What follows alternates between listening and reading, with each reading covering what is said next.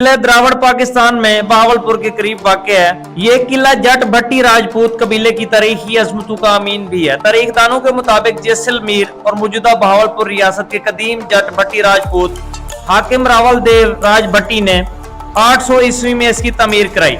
इस दौर में इस राजा को राजा डेवा भट्टी भी कहा जाता था। किला द्रावड़ बहावलपुर से 100 किलोमीटर के फासले पर तहसील अहमदपुर शर्की में चोलिस्तान सहरा के दरमियान में कीलो दूर तक देखा जा सकता है। चोलिस्तान में वाक़ इस किले की दीवारें और इनकी साख्त ओहदे रफ्ता की शान और शौकत की मजर है और इस खित्ते की माजी की अमीन भी है। तारीखदानों के मुताबिक चूंकि रियासत जैसलमेर और मौजूदा बहावलपुर रियासत के कदीम जट भट्टी राजपूत हाकिम रावल देव राज भट्टी ने 800 ईस्वी में इसकी तमीर कराई, इसलिए उसका नाम देव रावल किला था, जो बिगड़ कर डीवा रावड़ और बाद में अब इसको दिरावड़ कहा जाता है। राजा जट भट्टी की नस्ल से यके बाद दीगरे कसीर तादाद में राजे महाराजे हुए, जिनमें से एक राजे का नाम रावल देव राज जट भट्टी भी था, जो वादी हाकड़ा चोलिस्तान का अजीम शान हुक्मरान गुजरा है। इस खित्ते की कदीम जबान वही थी जिसे आजकल सराइकी का नाम दिया। राजा देव ने चोलिस्तान वादी हाकड़ा में जो किला तमीर किया था, उस दौर में उसको देव ओवर या डेव ओवर कहा जाता था।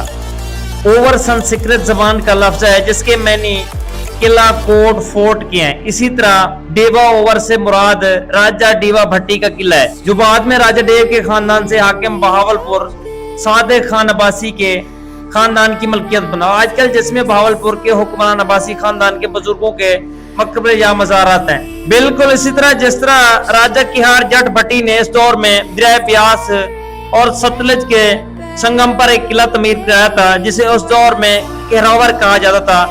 राजा किहार जट भट्टी का किला भी इसको कहा जाता, जो बाद में कहरोड़ और फिर कहरोड़ पक्का मशहूर हुआ। 1733 में नवाब सादिक मोहम्मद खान अव्वल ने इस किले को फतह किया।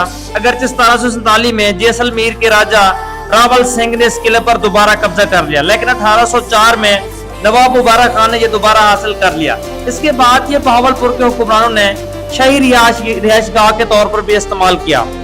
नवाबों के मुख्तलिफ दौर में इस किले की वक्तन फवक्तन मुरम्मत और तज़य्युन और रैश का काम भी होता रहा, लेकिन रियासत का दारुल हुकूमत बहावलपुर बनने से ऐसे इस पर बाद में आने वाले हुक्मरानों की तवज्जो कम होती गई। अब ये किला बहुत ज्यादा खस्ता हालत में है, जिसकी बुनियादी वजह या ये किला आज नवाबों की किला द्रावड़ के इर्द गिर्द कई आसार कदीमा के मकामात हैं जो वादी सिंध की तहजीब से भी पुराने हैं, लेकिन आज तक यहाँ पर खुदाई नहीं हो सकी। किला के साथ वाक़े तालाब के बारे में कहा जाता है कि इसकी तय पीतल की धात से बनाई गई है, लेकिन बारिश का पानी सहरा में जज्ब ना हो सके। किला के पास ही लाल किला दिल्ली की मोती मस्जिद की तर्ज पर बनाई गई शाही मस्जिद किला की शान और खूबसूरती में इजाफा करती है। किले में खुफिया सुरंगों का एक जाल बिछाया गया था, जो जंग की सूरत में खुफिया रास्तों के तौर पर इस्तेमाल होती थी, लेकिन अब सिक्योरिटी खदशात की वजह से हुकूमत पाकिस्तान ने इन सुरंगों को बंद करवा दिया है। लोक सेवा वारिस के मुताबिक किला द्रावड़ में दफातर, कैद खाना, फांसी घाट, रिहायश गाहें और पानी का कुआं जो तालाब से जुड़ा हुआ था मौजूद थे। इस किला में नवाब साहब अपने दरबारियों के साथ खुला दरबार मुनक़िद करते थे और सजाओं के अहकामात जारी करते थे।